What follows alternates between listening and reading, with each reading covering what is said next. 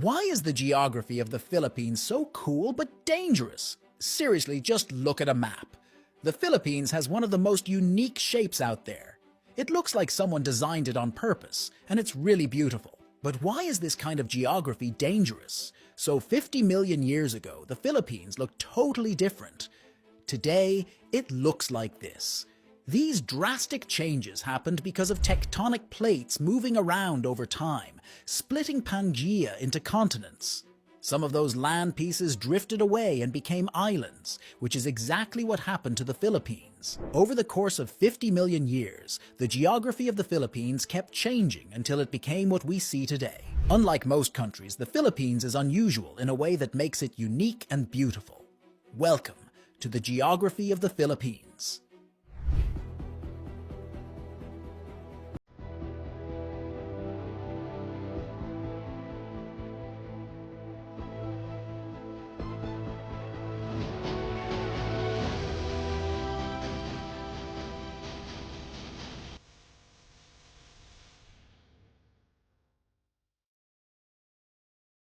Now, the Philippines is an archipelago.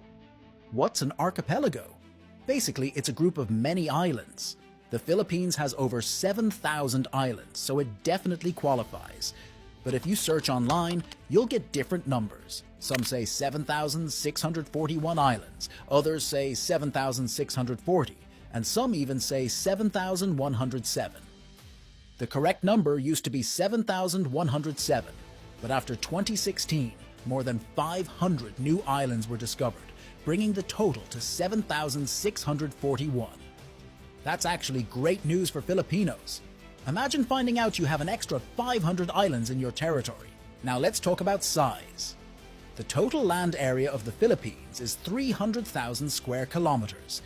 To give you an idea of how big that is, if you put the Philippines on a map of Europe, it would be bigger than the United Kingdom, Ireland, and a few other countries combined. Even if you compare it to South Korea, you'll realize the Philippines is pretty big. So, while it might look small on a map, it's actually quite large compared to many other countries in the world. Being an archipelago has its perks, but also its challenges. Before diving into the downsides, let's bask in the positives for a bit. Picture this. The Philippines boasts over 7,000 islands. That means thousands of potential beaches, each one a unique gem just waiting to be discovered. It's no wonder tourism is a major player in the economy here. In 2023 alone, tourism brought in a whopping 480 billion pesos.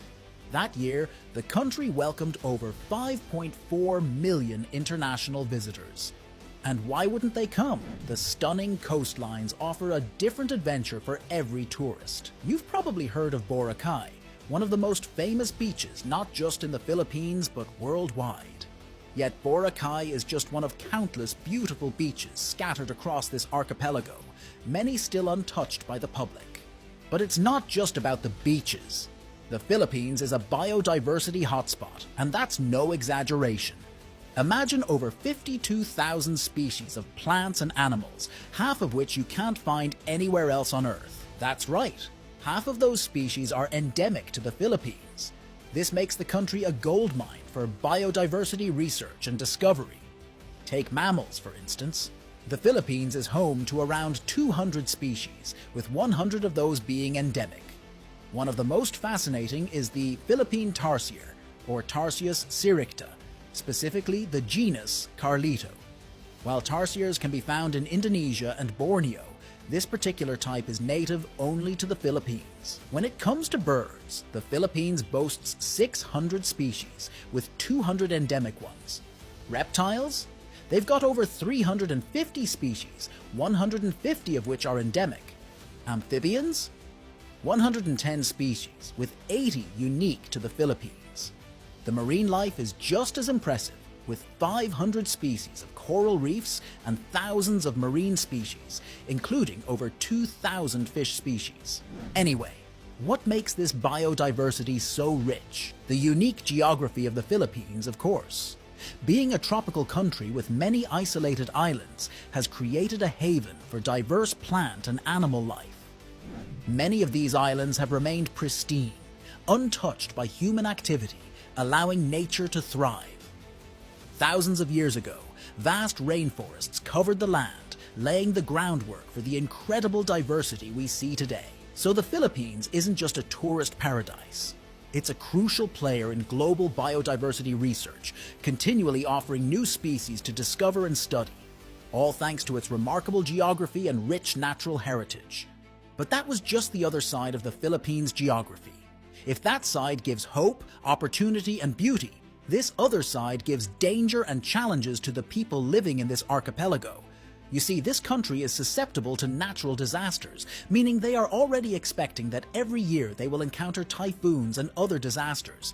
It is the norm here, and it would be abnormal if the Philippines didn't have a typhoon visitor within a year. And I am not exaggerating it. Did you know that on average, the Philippines encounters at least 20 typhoons yearly, and mostly 5 of those typhoons are destructive and worse, super typhoons? Imagine living in a house where you expect 20 visitors every year that will try to destroy your house. That's normal. How horrible is that? But then again, that's a pretty normal situation in the Philippines. That's why over the years, they have managed to adapt to that kind of situation, facing disasters in a more prepared way. But wait, why though?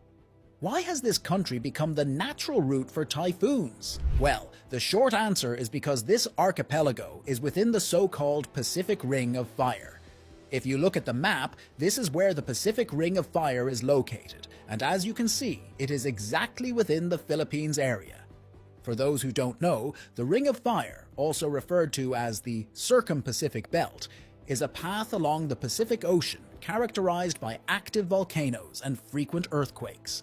The majority of Earth's volcanoes and earthquakes take place along the Ring of Fire, and that is mainly the reason why the Philippines frequently experience earthquakes and volcanic eruptions. But what about typhoons? What is the connection of typhoons to this Pacific Ring of Fire? Well, I am not going to discuss every detail about that matter, but the science behind it is the fact that the Ring of Fire has many volcanoes, making the area hot or warm. And a warm environment influences the formation of cyclones and typhoons. So that's the reason why the Philippines and other countries that are within the vicinity of the Ring of Fire frequently experience natural disasters. Because again, typhoons tend to travel on paths that are warm, and the ocean inside the Ring of Fire is warm. So, you get the idea. In other words, the Philippines will forever be the natural hub for typhoons as long as the Pacific Ring of Fire exists. But again, typhoons are not the only thing that this country needs to worry about. There are volcanic eruptions and earthquakes, again because of the Pacific Ring of Fire. For you to understand this matter, just imagine that this country has almost 300 volcanoes, and 24 of those are considered active volcanoes, meaning some of those volcanoes already erupted in the past and could potentially erupt again in the future. You see, over the past 400 years, the Philippines has experienced 44 significant eruptions. And by saying significant, it only means it brought terror to this country. Anyway, when it comes to earthquakes, the Philippines experiences thousands of earthquakes every year, although the vast majority are minor and go unnoticed by the general population. Still, the Philippine Institute of Volcanology and Seismology, or the PVOLCS, records seismic activity regularly, and their data indicates that the country typically encounters over 20,000 earthquakes annually. However, only a small fraction of these earthquakes are strong enough to be felt by people or cause any significant damage. And again, having an earthquake is pretty normal for the countries that are within the Pacific Ring of Fire. For the Philippines, these natural disasters are already part of their lives. But because of their resilience to live normally, they are able to learn how to face typhoons on a regular basis. They build their houses to be typhoon-proof. But sadly, not all Filipinos can afford to do so. Despite knowing that their country expects around 20 typhoons a year, they can't prepare their houses because strong houses obviously cost a lot. Anyway, despite the challenges that their geography presents, Filipinos are still grateful for the abundance of their nature and the opportunities that their geography offers. And at the end of the day, the geography of the Philippines helps Filipinos more than it hurts them. Happiness is a choice. Pinipili ang kaligayahan. Hindi tsambahan yan. Hindi according lang sa kalalagayan yan. Sapagkat alam natin may mga taong nasa pangit o hindi magandang kalalagayan. May karamdaman, may problema sa negosyo, sa trabaho, iniwan ng asawa. Pero masaya. Sapagkat pinipili ng mga taong ito na maging masaya. May option naman. Hindi lahat ng nangyayari sa buhay natin ay mga pangit na karanasan. Mas marami ang mga magandang karanasan. Mas maraming mga blessings ang dapat nating ipagpasalamat sa buong may kapal. Focus lamang tayo sa mga pangit na pangyayari. Ang simple lang naman eh. Kung gusto mong pagkatiwalaan ka, dapat maging tapat ka. Masarap kasing pakisamahan yung tao na tapat sa'yo eh. Hindi niya kasi sasayangin yung oras mo. Hindi ka na nag-aalala, hindi mo na kailangan magtanong sa iba. Pag nagsinungaling kasi yung isang tao sa'yo, kahit yung mga sinabi niya totoo, parang questionin mo eh. Yung katapatan, kumbaga sa regalo, sobrang mahal niyan eh. Kaya huwag mo asahang may bibigay sa'yo yan ng mga walang kwentang tao. 往左，好，往左，好来，来，好，跟着走，跟着走，跟着走，好，往左，好，手慢点啊，好来，往左，往左，来，跟着走，上一点，上一点，好，左左左左左，好，来，好，往右靠，往右靠，好，走，上一点，跟着走，跟着走，跟着走，好，来，来，哎哎，往右，往右，往右，往右，好来，好。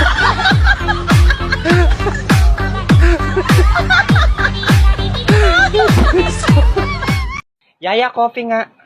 Sir, black coffee po? Hindi. Violet. Ube flavor. Kaya mo? Hindi ko po kaya, sir. Pero kayang-kaya ko po kayong ubihan sa mata. Gusto niyo try natin? Ah, talaga? Gusto mo sisantihin kita? Ito naman si sir eh. Tara po kukuha na. Coffee dito! Sir, kape niyo po. Anong lasa niyan? Siyempre, lasang kape. Alam mo naman lasang milk tea. Alam kong lasang kape yan. Ang tinatanong ko, masarap ba yan? Bobo. Talaga, Bobo. Sino sa atin ang hindi nakapagtapos ng pag-aaral? At sino sa atin ang hindi man lang nakatungtong ng high school? Di ba ikaw? O ay, sino ba sa atin ang amo? Di ba ako? Sino ang katulong? Di ba ikaw? O para saan pa yung pag-aaral mo? Sus, kaya lang naman naging mayaman dahil mayaman yung pamilya. Bobo naman. Tapos kurakot pa sa kumpanya, tapos ko-rape. Yaya, naririnig kita. Buti naman. Lumayas ka sa harapan ko, baka mapatay kita. Okay. O, ba't nandito ka pa? Sabi niyo po lumaya sa harapan. Nandito na po ako sa gilid niyo. Inday, ang utak mo nawawala, pakihanap! Sir, umiiyak ka po? Hindi, nag-skincare lang ako. Toner lang to. Puyeta ka, lumayas ka nga! Huwag tayong mag-focus sa paghihirap. Ang lagi kong sinasabi sa taong nahihirapan dahil sa problema, feel it, but do not feed it. Ramdamin mo, natural, matakot ka, mag-alala ka, malungkot ka, pero huwag mo nga alagaan. Huwag kang mag-focus sa problema.